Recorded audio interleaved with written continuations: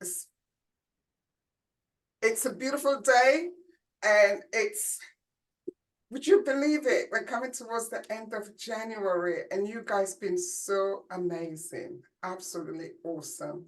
I want to take this great and amazing opportunity first to thank God for his amazing things that he's doing on the Father Talk Show. And I want to say thank you to all our viewers out there who has been supporting this program, who's been there from the beginning. We truly humble and appreciate you. Thank you.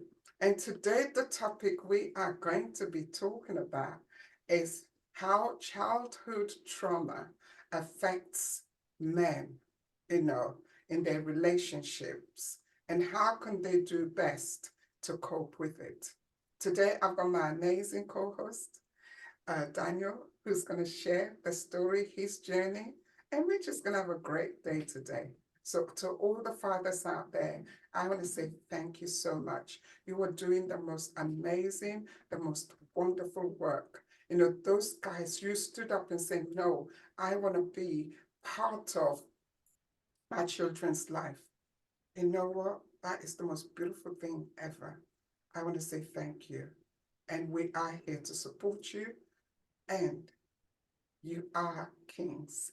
And then I want to introduce my co-host, my king, Daniel.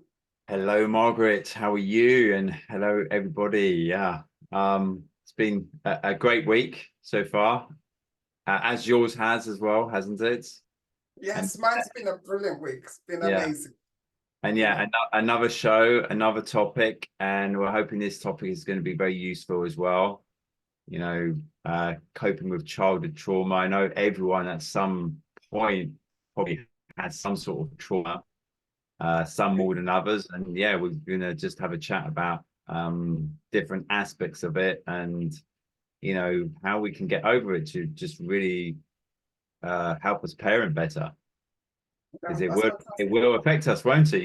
If we have some sort of trauma as children and then we go into adult life and then, it sort of affects how we treat our own children. It definitely does. It definitely. Now, just a quick one. I understand what my king here is saying, because I brought up two kings, okay? And I'm sure as a mother, my sons would probably say, oh, my mother, she's probably narcissistic, bringing us up. But guys, I just want to say to you there, on a mother's point of view, we did our best. And I'm going to apologize to every man out there because I know how you feel, all right? Because I got two boys, and most time they come back to me and say, Mom, you did so-and-so, you did so-and-so. And I look at them and I say, since when? I can't remember it. That's true. It's a different generation now. Like in my generation, like my mother, she was like really strict, a little bit overboard, a lot overboard actually sometimes, physical, emotional, all of that. It wasn't what you would call good parenting from looking at it from this point of view. Back in the day, it was normal. We did know any better. But like I say, I'm going to apologize to every man out there. We're truly sorry. As women, as mothers, those of us that got two boys to bring up, we are so sorry. On the behalf of all the women, we are sorry. But Daniel, tell us about your childhood, because you touched a little bit about it. Just take us on a journey. How did that impact you? Yeah, I've talked about it in the past on this show. Like, I had a really difficult childhood. I was, my mum wasn't very nice to me. Like, she was physically abusive, emotionally abusive as well. She'd call me names, put me down, hit me. And at school as well, it was like I was bullied at school. So I'm here thinking, why is this happening to me? Why is the world against me? Why is everyone against me? And yeah, it was at school as well. I was bullied at school. And yeah, just So now I can laugh about it, but during the time it was really traumatic, and there was times where I wanted to, you know, commit suicide, and I thought that was the best way out for me. That's how I kind of thought, you know, if I'm not here, no one will notice. Oh, wow, that is the sad thinking. Can you just go into that? Because we may not just be talking to fathers as well, we may be talking to their children as well in this journey. What age, what you just said, what age were you then to feel that way? I mean, it's difficult actually. My one of my challenges I've always faced is my memory. So I always, maybe it's because I've blocked out all these traumatic experiences. Mm-hmm. But yeah, I think it was probably from the age of about 11 to 15, I think 11, about that during that time. I mean, there was stuff going on before then. But the kind of the feeling of, you know, just suicidalness, that whole aspect of like it's not worth living, probably around that period of time. Yeah, it wasn't pleasant, and but thankfully for me, I did find an outlet in sport. You know, Mm-hmm. I love playing sport, and that helped a lot. And my friends helped as well because, you know, the friends that I played tennis with, I'm a big tennis fan, and the friends that I did sport with, that really helped me. Okay, in what sense did you talk to them what you were going through, your journey, your pain, your hurts?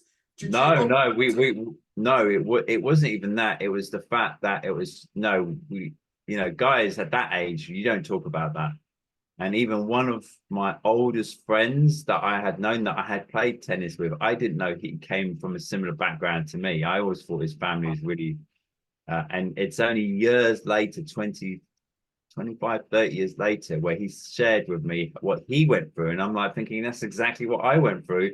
And yet none of us knew this about each other because, mm, you know, all we did was we played sport, you know, played football, tennis, and it was that helped because it allowed that energy to be processed, to be cleared. At the time I didn't know this, but mm-hmm. yeah.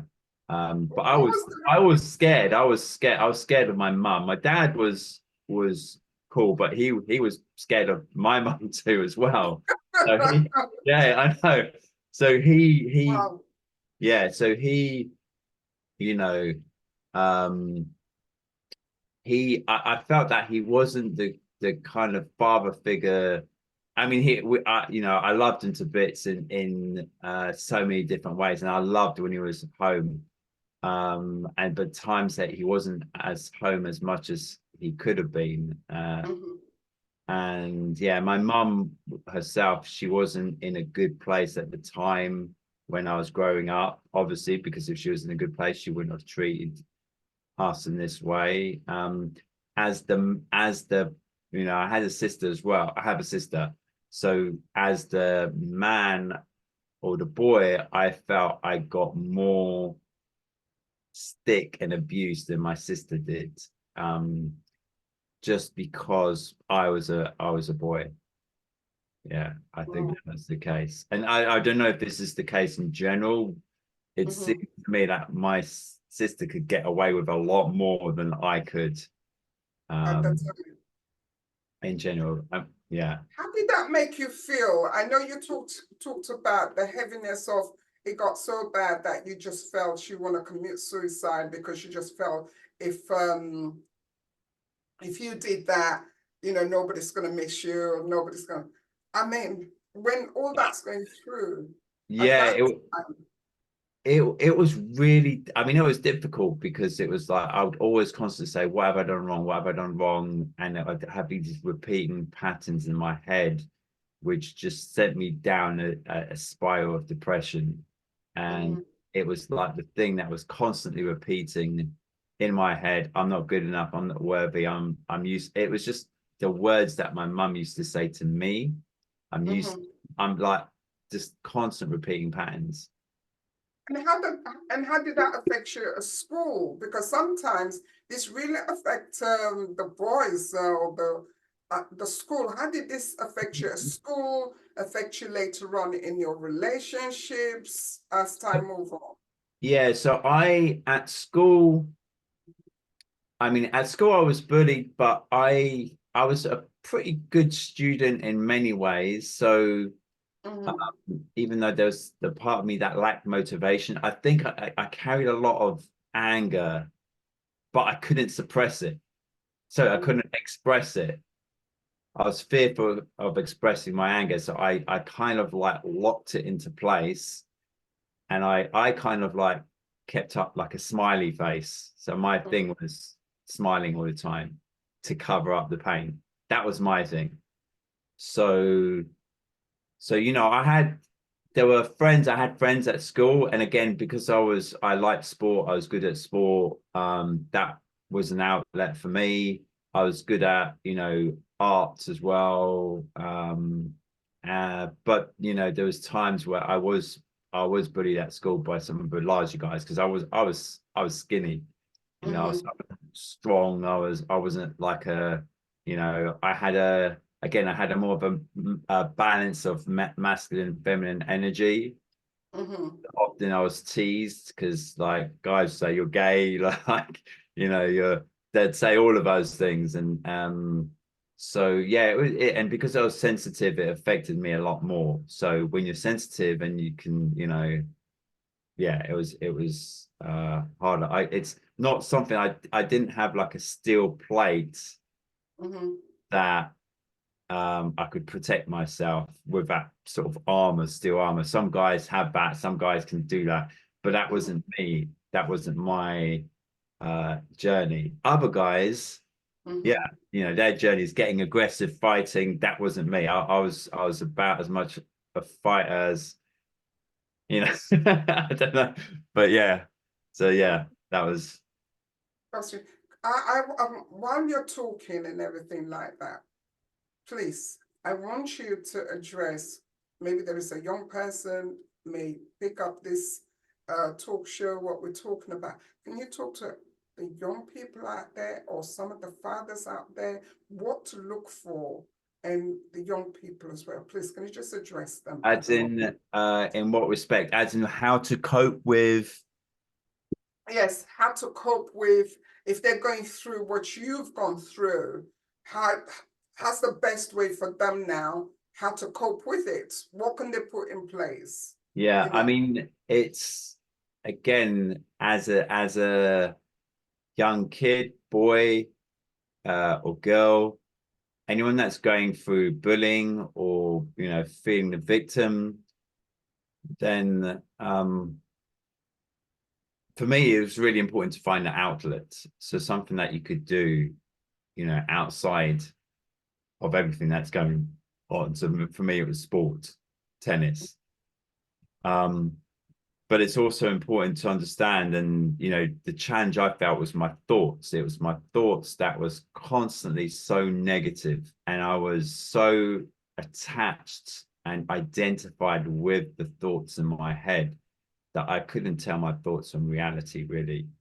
And it's really just to become as and I think kids nowadays are a lot more self-aware, and they can probably step out of the identification with their story and their thoughts a lot easier now for some reason. And it's important to be aware of these thoughts and to understand, that often there is, the event happens, but the interpretations of those events and how you are as a person isn't correct.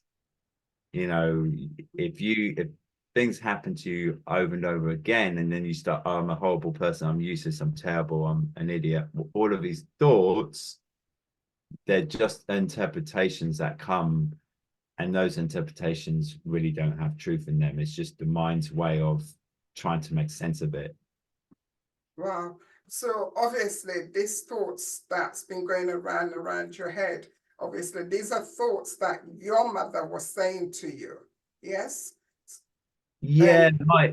Yeah, I mean, nowadays I think completely different about the experience that I had.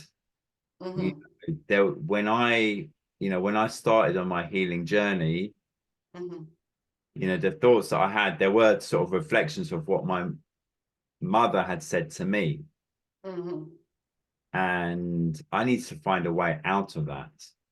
But also I realized that now I look at this whole everything that happened in a completely different, more spiritual way. That, and I don't, and this depends on your reader, the viewers' beliefs, but I believe as human beings, we don't just have one life, and or we haven't just had one life, not necessarily. We may have lived countless lives before this point. And when we don't heal trauma from previous lives, that trauma carries on to the next life. To the And next generation. not to the next generation, to the next life. So, for Okay. example, I may have been a different individual person in a previous life. Okay. And I All come right. in and I was born into this life at some level, and I'm called Daniel in this life, whereas in the previous life, I'm called something else. But if our trauma isn't processed in the previous lives, it carries on because it happens at the soul level. Mm-hmm. And I believe that if it's not processed, you will attract people and circumstances into your life to bring that trauma up. So, So that way and you could be able to deal with it or to see it and yeah, so ultimately, if I had trauma and it was deep-seated trauma, and my whole energies, I'm quite an intellectual individual, mm-hmm. and in which case, like I use my mind a lot. And someone who uses their mind a lot, when they suppress trauma, their mind acts as a very thick barrier to that trauma. It comes up with all sorts of complex to stop the trauma from surfacing. So in order for me to heal, I have to attract people and circumstances into my life to trigger that deep-seated trauma. And someone powerful enough, like my mother, yeah, Mm-hmm. to create those circumstances to allow that trauma from previous lives to surface. And once when it surfaces and it's conscious, it's there, and then you can clear it. So that's how I view things now. And I know it's a very different way of viewing things. It's again more spiritual. It's quite unique and different. And some people may not like it a lot, and it may trigger a lot of people. But when I look deeply into this, it Mm-hmm. makes a lot of things begin to make sense when you bring this unique interpretation into the events of your childhood, of the circumstances in your life, and Mm-hmm. how life happens now. Wow. Does that make So sense? it does make sense. Absolutely does make sense. What our parents say to us, it has a massive impact to our life, even into my journey. But I just want to address any viewers out there as a parents. Please make it a point. There's quite a few things that Daniel has touched on, being bullied at school, all right? And we as a parent, what we say to our children, it makes an impact, particularly as we as a woman, how we speak to our sons, it makes a massive impact. So I want to encourage any parent out there, any father out there, please, when your children come home, take time out and have a conversation with them. Ask them how their day's been. Okay. And I can say this and I can really identify what Daniel's saying regarding about the bullying.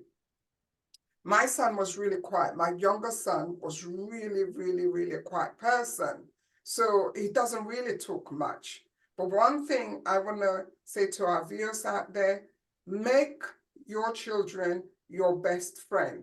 And for me to get my son to speak to me back in those days, I used to say to him, look, I'm your mom. That's never going to be changed. All right. But what is going to change our relationship is if we are best friends. Now, I remember having this conversation with my son when he was really, really young, maybe 8 or 9 kind of thing. And one day I could see his personality was changing. So watch that, fathers, watch that, mothers. And then as I saw the personality changing, one morning he was getting up late, didn't want to go to school, and he just burst out and said, I wish I could commit suicide. And that broke my heart. So I can identify what you were saying, that Yeah. feeling. I think And you said a really good point there about being the best friend. And that doesn't mean you abdicate the parental responsibilities. However, you know, what I've seen with a lot of parents is the way they speak to their children. They say words in such a way that they would never say to their friends. mm, So, for example, you know, if you see to yourself, would I say these words with this tone of voice to my best friend? If I wouldn't, yeah, then it means that what I'm saying to communicating to my child is going to cause some sort of harm and disconnection. And I think this is why a lot of parents or children mm, don't feel comfortable sharing stuff with their parents because of the way their parents are communicating with them unknowingly, unconsciously, you know, mm-hmm.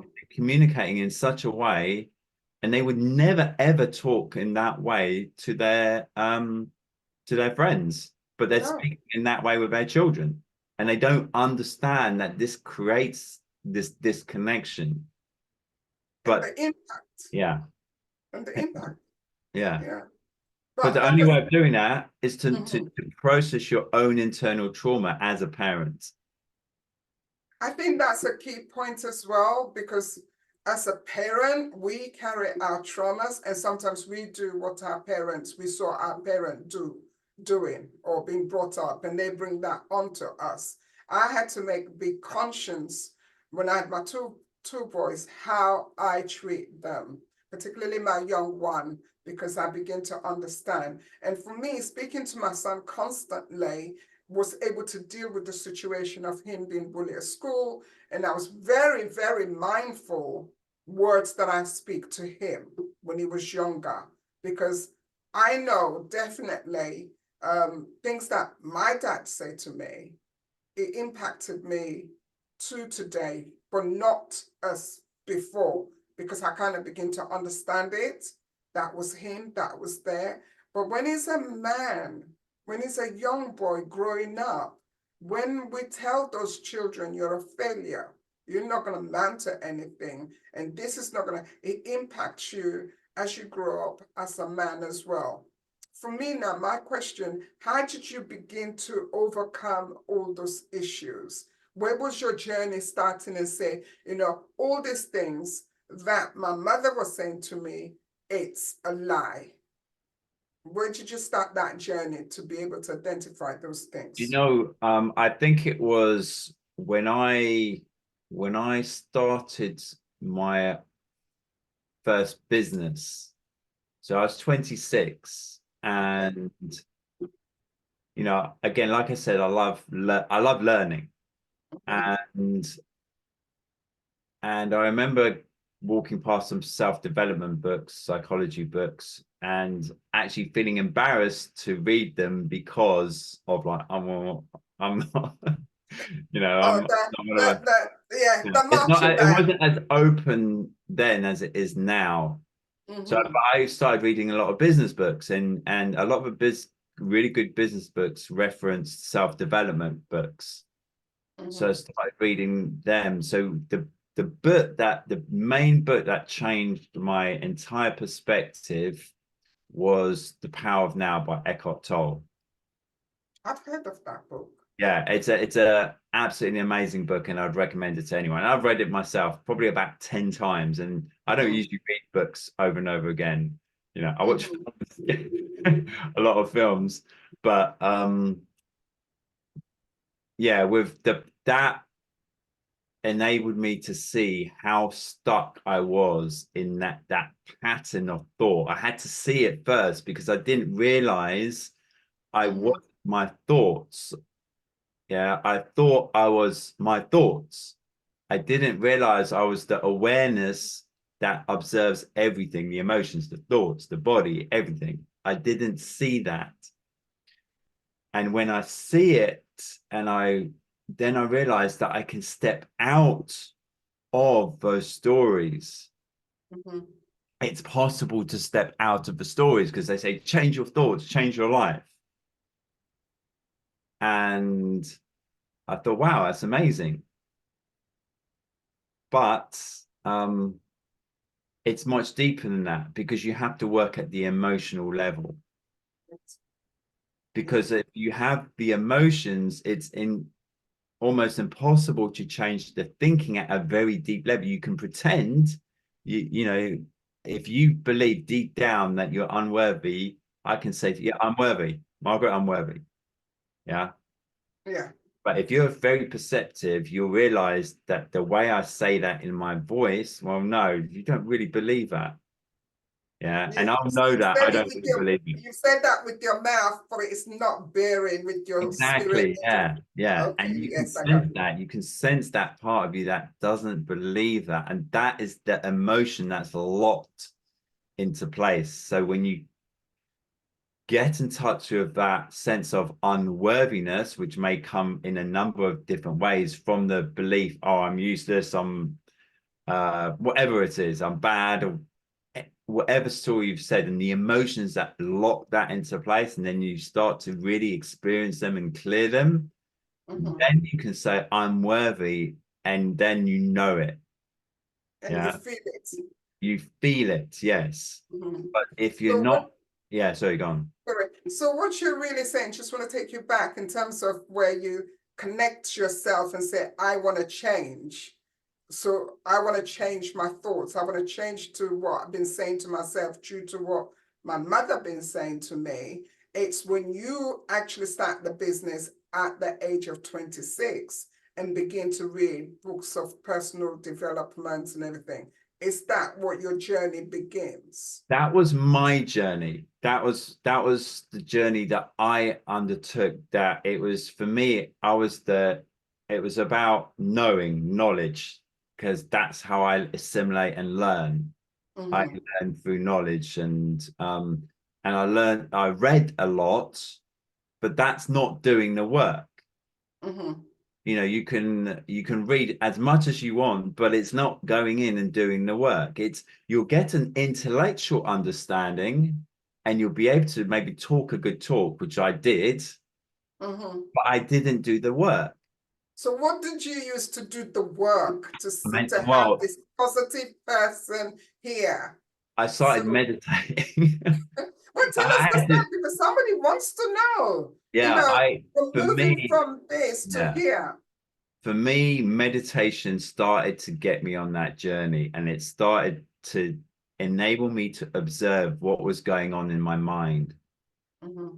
So when you're in that place of silence, then you start to notice the patterns that happen in your head, the patterns, the stories that you tell yourself, the stories that you tell yourself when you're walking along the street, when you're speaking with people, and how you react, and all of that. And then when you start to notice the stories Mm-hmm. and you become aware of them, you have the power to change them, and you can say stop to the stories.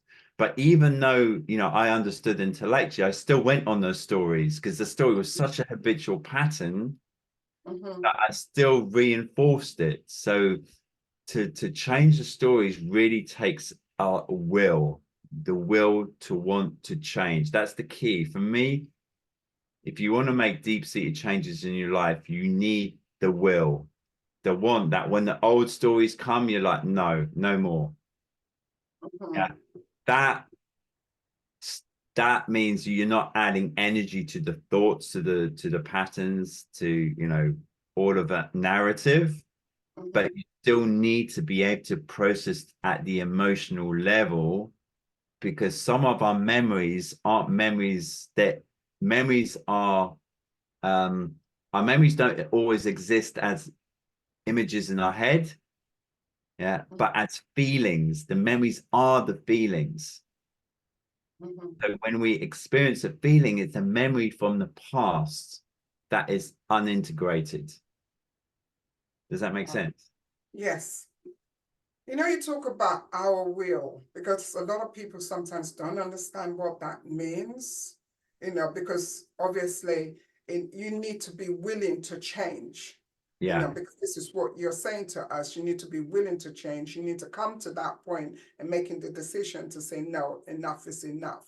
I want yeah, to change my life around. So this is the kind of will that you're talking about, isn't it? The decisions. yeah. It's the choice not to engage in the old story, in the old narrative, in the old way of being.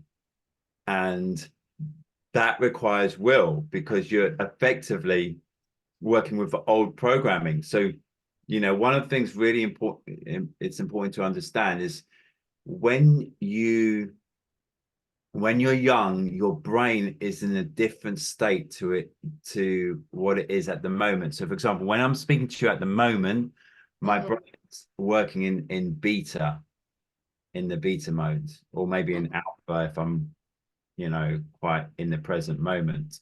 And mm-hmm, when we're young, I think we're kind of our brain is in something called the delta and gamma state. So delta, I think from 0 to 3, from 3 to 7, it's no theta, and then so is it theta? Okay. Delta, theta, alpha, and beta, and each of those brainwave states mm-hmm. is different, means different things for us. For example, when we're in the deeper states, which is delta, then we absorb and assimilate information very easily. We're very easily influenced. Same with delta and theta. Yeah.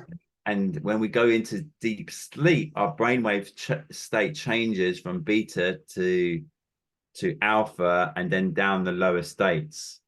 Mm-hmm. So let's say, for example, we are programmed with a belief when we're like 4 years of age, when our brainwave is in, you know, the theta state. That is a very impactful program because we're absorbing information in the theta state. Mm-hmm. So if we're now as adults, we want to change that belief system, yeah, we can't do it when our brain is in the beta state. It's impossible. You can't do it. You have to take your brainwave state back to the light, to the deeper states when the program first happened. Yeah.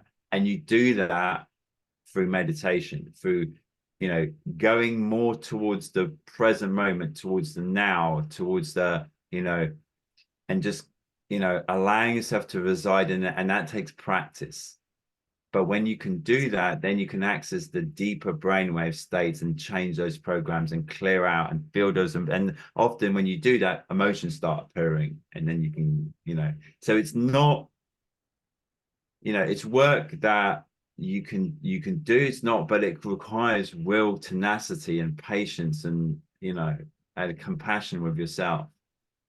Wow, that is deep. You know, to a point, wow, that is deep.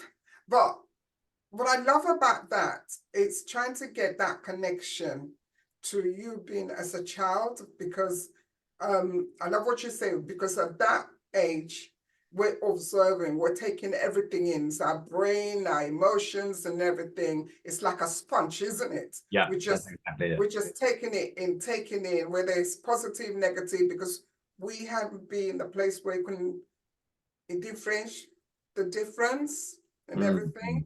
So really what you're saying is that we need to prepare to go down that road and come back up again to look at all the things that's been happening and say no to them and come to where we want to be. Yeah, and in my experience, you don't need to go back into the past because the present is will has moments where, you know, how you feel in the present moment is often a reflection of your past trauma, and that is triggered in a certain way by different people in different situations Yes. are similar to the past. Mm. So, you know, you can feel the feeling in this moment, and that feeling may be, you know, 30, 40 years old, you know, if you're in your 40s, or, you know, less, you know, depending on how old you are.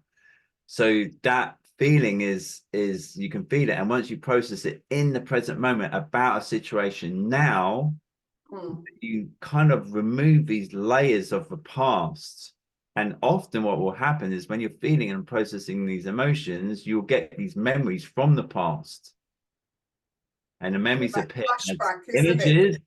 as images, as feeling. Yeah. And Mm-hmm. just by, for me, just by allowing them to just be processed, to sit with them, Mm-hmm. it's really powerful, but in an unconditional way. So really, you're gonna have to begin to build also unconditional love for yourself as well, isn't it? Yeah, and that is really when you're unconditional with your feelings, you'll be unconditional with yourself, but you'll also be unconditional with your children. So, but when you're placing conditions on what you are and what you're not allowed to feel, you're placing conditions on other people and on yourself. So you cannot truly be unconditional if you're placing conditions on what you are and what you're not meant to feel. It's impossible, you know. So that, and when people say I'm unconditional with their child, Mm-hmm.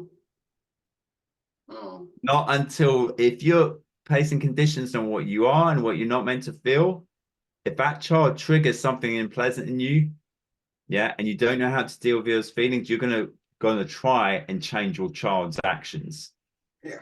Yeah, you're Yeah. gonna no, you need to act a different way because you're saying, well, you're not acting in the right way, but the feeling within you needs to be processed first, ideally before you respond to, before you try and interact with your child, because if Mm. not, if it's not processed, you're coming from the foundation of that feeling. So if it's an angry feeling, it's an upset feeling, you're communicating in that way. So you have to process that emotion first. Wow, that's powerful. One thing you actually said in regarding, when you're young and all those negative things being said to you, as you reach a certain age and as you're growing up, as you are kind of developing your mind, you can actually say to those negative feelings, no. Um, Not to the negative feelings as such. The feelings Mm-hmm. should be accepted and allowed. Yeah, it's happening for a reason.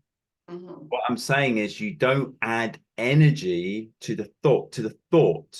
So it's Okay. the thoughts that, like, because often when we have a thought, and everyone's Mm-hmm. guilty of this, it's like we have a thought about a situation or a person, and then we go in a narrative. We're like, oh, they're doing this, why is he doing that, I'm special, they're not special, and you have all these kind of stories in your head, and you perpetuate the energy of a situation and the negative experience, by adding these negative thought patterns. But you can say no to that. You can say, no, I'm not going to add anything more to it, but I'm going to experience the feeling that is there now, allow it to run its course without giving it more energy. You know what? That is a really good way of saying it, because there's a lot of people out there that are battling with the thoughts in their mind, what their parents says, and the impacts on it, and that keeps repeating like a record and everything. I just want to ask you, what happened to your dad? Did you manage at any time have a conversation when you were going through that journey? Was he very present? Was he in tune? I know you Well, said, even him, he was scared of your mom. yeah. So my dad was a psychiatrist. Yeah, he Oh, was oh, wow. he was a traditional psychiatrist. Mm, He was a very relaxed person in many respects. Um, and I admired a lot about my dad. Um, but I mean, I think he was he was trained as a psychiatrist, but he didn't always, well, I say he didn't always, I didn't know if he ever did any internal work actually at the level of feeling. And this for me is one of the reasons why you know, when I look at, all this work around, I mean, I'm not a therapist, I'm a coach. yeah. Yeah. I work with feelings. because for me, that's the most powerful thing that you could do. Now, you can study intellectually about how the mind works, about, you know, this, study this. But if you do not do the work on yourself, none of that makes a difference intellectually, really. You have to work at a deep level, at the level of feeling on your own emotions. And if you're in a position like me, where you're helping others deal with their feelings, you have to do that. You can't, if you study just intellectually, you'll only be able to make that much difference in people's lives, you know. But if you do that work yourself, you take that journey, then you can really help others. So my dad, you know, he helped in a certain way, yeah. Um, but he was always limited by his own unresolved feelings. Yeah, he could work things out intellectually, but when it came to actually maybe stepping into his more masculine power, yeah, it was, you know, and you know, the interaction with him and my mum, it was, you know, sometimes there was a lot of friction there. It was a lot harder for him because of that, those deep-seated emotions that he was still carrying. And it was yeah, it was tough for him. And it wasn't until later on that I understood that aspect. Okay, the dynamics of it. But was there any given time where you have that kind of friendly, loving relationship with your dad, where he holds your hand, talk and walk, and you know Yeah, we that? did. Yeah, we had that, and that's, you know, I was immensely grateful for that. So, you know, we were going for walks, and his one of his things was he loved photography, so he would always get me and my sister running. I don't know, we always had to run into some sort of action shot. So yeah, so we'd go out for walks, would you know, do campfires. So that in itself, that was, I think, that really helped. I would have liked it if he had stuck up for me more. Okay. Yeah, that was the one thing, that if he had really been in his masculine power, I think, I mean, I don't know. It's a little bit, you know, because Yeah. he was similar to me. I'm sensitive, he's sensitive, so he was sensitive, you know. Um, so I can't really fault him for that. It was just his innate nature, and he had a big heart. He was very giving, very loving. Um, but yeah, I, you know, but like, you know, no one's perfect, and you know, I do appreciate very much the time that you know, he introduced me to tennis, chess. You know, we used to play chess together. Took me ages to beat him. But finally did. But again, that is really good, because even though you're going through that trauma with your mom and everything, those moments that you have with your dad kind of give you a little bit of security. Yeah, there were I mean, it wasn't a perfect relationship, and sometimes I felt the distance from him. It wasn't like I don't think, none of my parents ever told me they loved me. Yeah, Do you they know, never said I've heard, they I'm sorry for a minute, I've yeah, heard that so many times from men saying that. yeah. It was never, it was that kind, it's the kind of thing that guys don't say. It's yeah, it didn't feel like, you know, you know, both of them never said it. So um but I mean, I maybe words don't really matter. Maybe it's the actions that speak louder than words. I do, So yeah, I do feel words that does matter, and then follow up but with actions makes a lot of difference as well. You know, yeah, sorry about that. I mean, words matter if they're genuine, right? Yeah, You no, genuinely feel definitely, it. Yeah. definitely.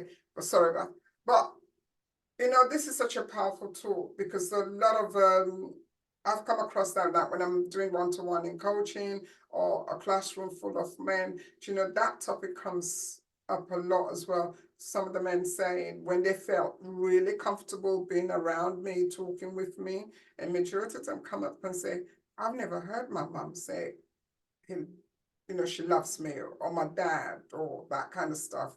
I wonder why, because that impacts their lives as they come on and everything. Yeah, I mean, I guess I didn't know any better because it was just like, I don't think I ever remember my friends saying that their parents loved them. And now, though, I tell my daughter all the time that I love her, you It's know. good, So which it's is like, and hopefully my actions and the way I deal and interact with her also supports that. that is so Um, important. That is so yeah, important. That is so important. I just want to address the issues out here at the moment that you hear us talking and everything. As parent, let's use the word to our children. We love you.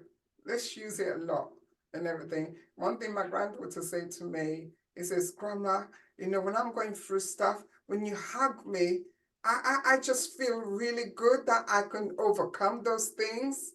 And, so which is absolutely, so it's very powerful that we do actually tell our children we love them, give them hugs, give them a kiss, and it makes a lot of difference. My dear yeah. friend, we have Yeah, almost come towards the end. What we got? yeah, I mean, I was gonna say it does, and now like the way my mum interacts with like my daughter, with her grandma, her granddaughter, my daughter, she's like so loving towards her, you know. Uh-huh. And when I let go, now my relationship with my mother is completely different, and Mm-hmm. because I was able to see it that in the way that this was all happening to help me, Mm-hmm. everything I experienced was happening to help me heal, even if it's past life trauma, even if you don't believe that, you don't need to believe that. But this is what I am starting to realize, that everything happens to help us at a deep level.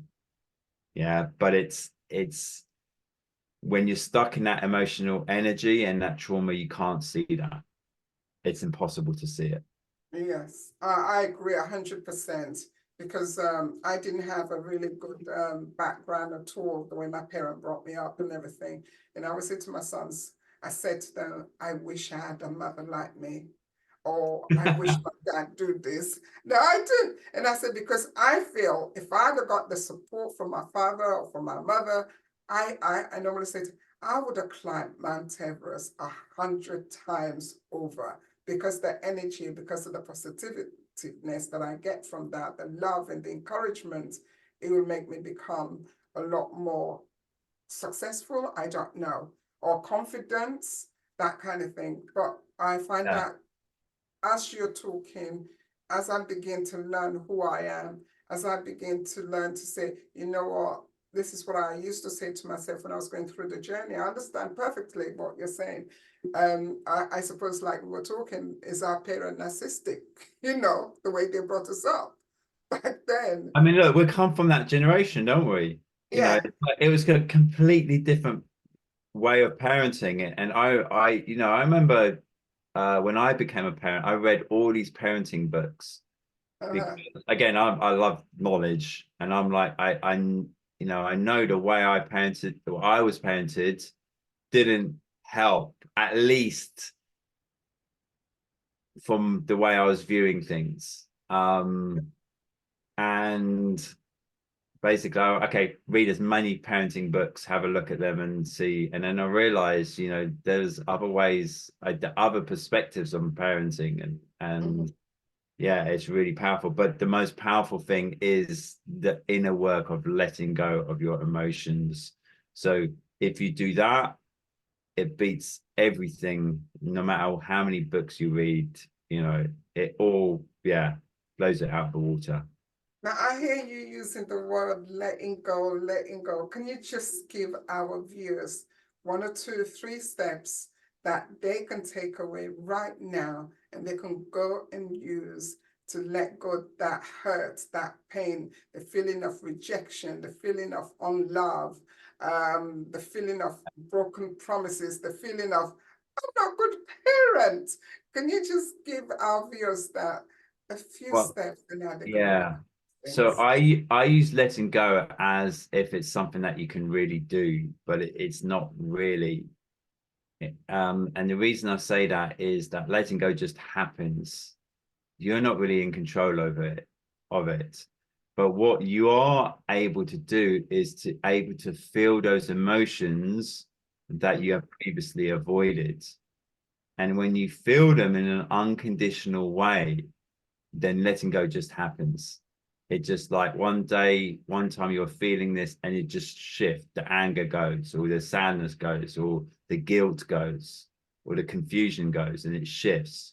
And now all of a sudden you're free from that. You're not carrying that baggage. So it's really just the ability to consciously sit with your feelings um without any expectations in the now, in the moment.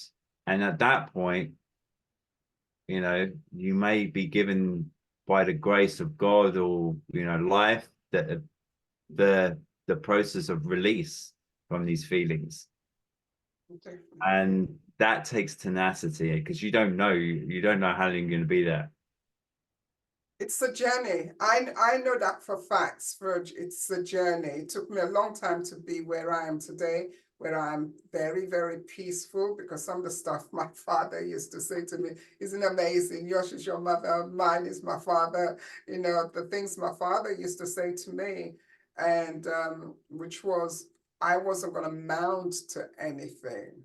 All right. Yeah. And he would look at me and says, oh my God, you know, back then he would look at me, oh, you're so ugly. And you know, those words, it didn't matter when I was going on a date or somebody, the guy pays me a compliment, oh, you're so beautiful, you're so nice. I used to think, yes, you're going out with me. Have you got glasses? What you're wearing? Didn't you see? And it Yeah, took yeah, yeah. years Because they were to, deeply ingrained, right? That's yes, yeah, yeah. yeah. So it took me years. And just like you said, I had to come because I had so much pain inside me. It took me years to say no to this. This is not you. All right. This is not you. And I remember, please, somebody, if you're listening to us, do this, it does work. And I remember one day, I'm like, something happened on the brain, like you say, you know, something happened to the brain. And I looked at myself, but no, you're not ugly. Your dad is strong. But it took me years. All right. And then I put the process on poster, poster stick. All right. I'm beautiful inside, I'm beautiful outside. And I just placed them everywhere in the house. And the one that I love, it was the one I post just as I'm going out the door. All right. And I put that there and I would say, girl, you're beautiful inside, you're beautiful.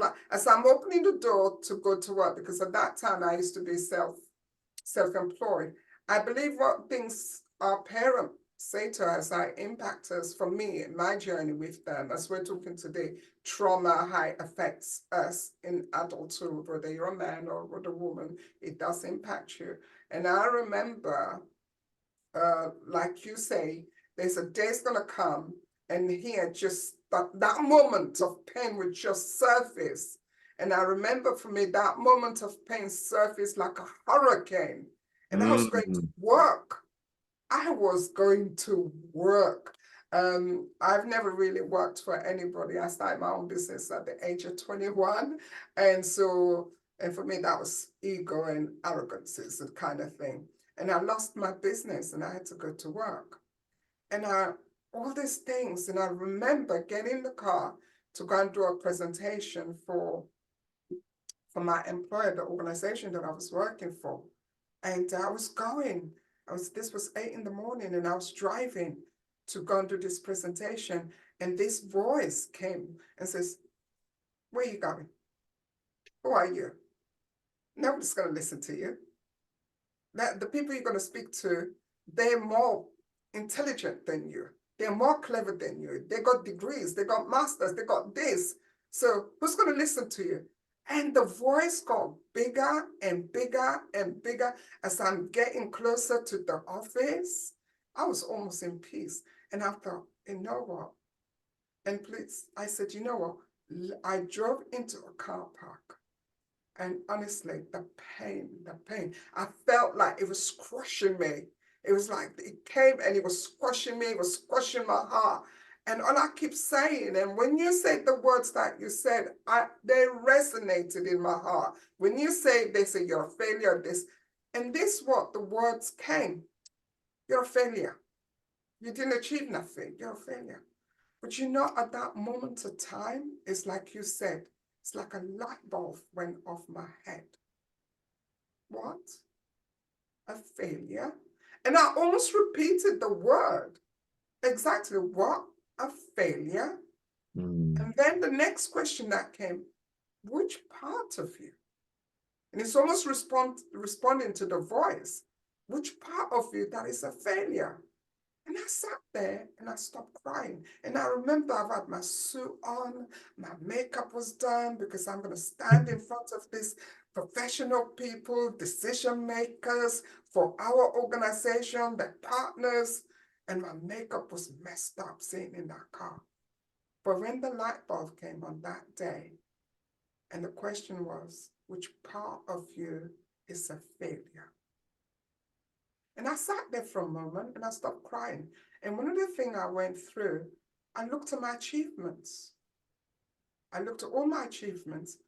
And then the first time ever, I realized all the things I was trying to achieve was to prove, oh, my father's not around, that actually I'm not a failure. I was trying to prove that to him. And this person didn't care. It's not even around.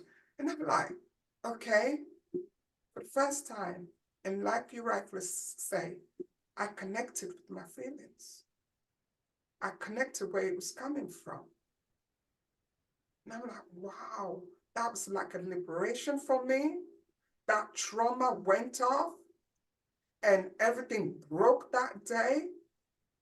I'm like, wow. And you know what I did? I named that voice that was always speaking to me, my dad's voice. Mm-hmm.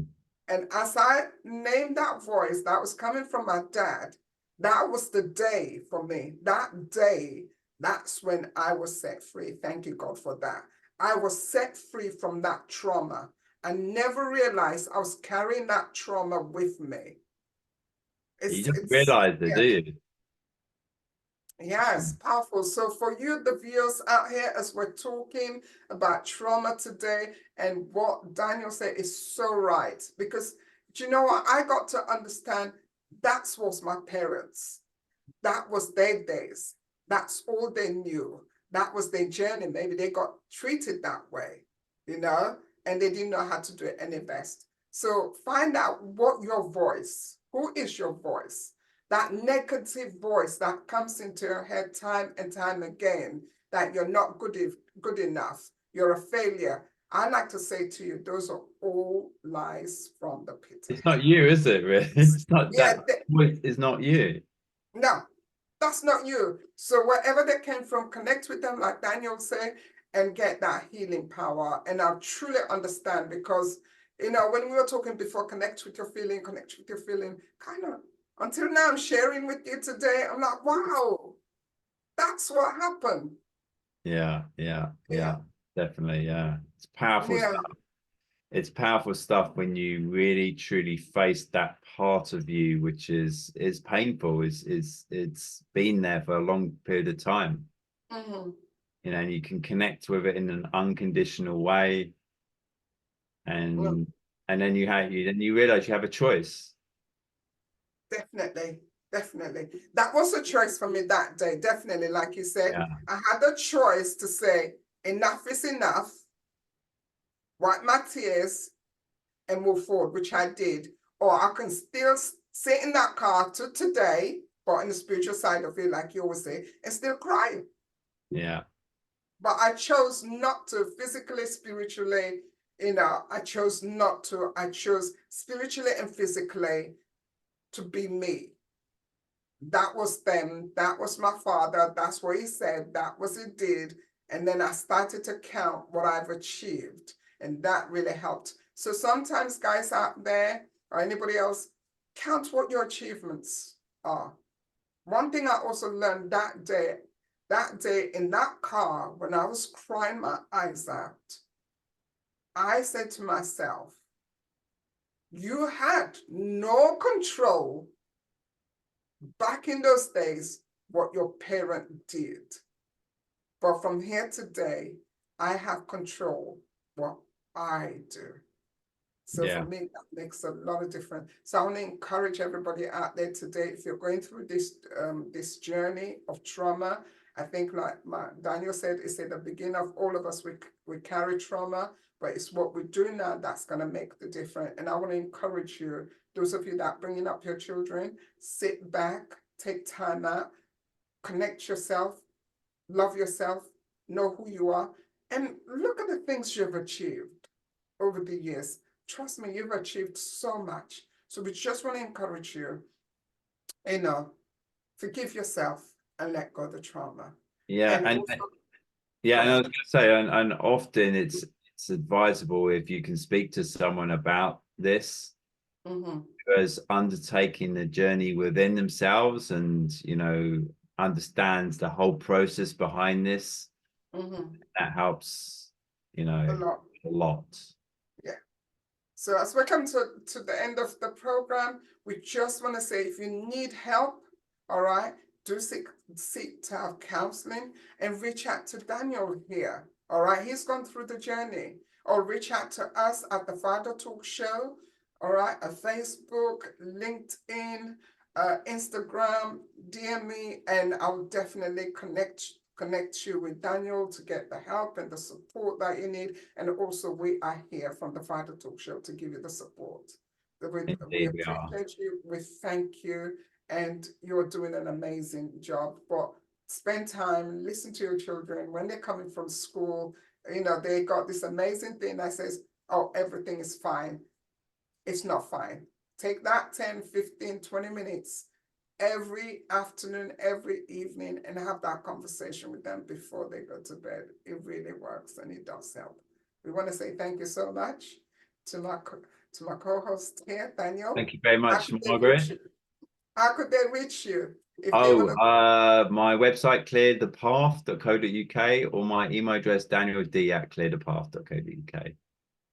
And please do contact him, because there's time I'm kind of like, oh, Daniel, and they say, okay, let's talk about it. And what is it? And I remember that so clear that day. I was like, I was just so overwhelmed. Some stuff happened, and just picking up the phone and have a conversation with him that day really helped. So it does help. And it's lovely to talk to somebody sometimes that gone through the journey in a professional level as well, and you know that you're going to get the support and the help you need. We want to say thank you so much to all our viewers, and we Thank look you, forward. everyone. Yeah. Yeah.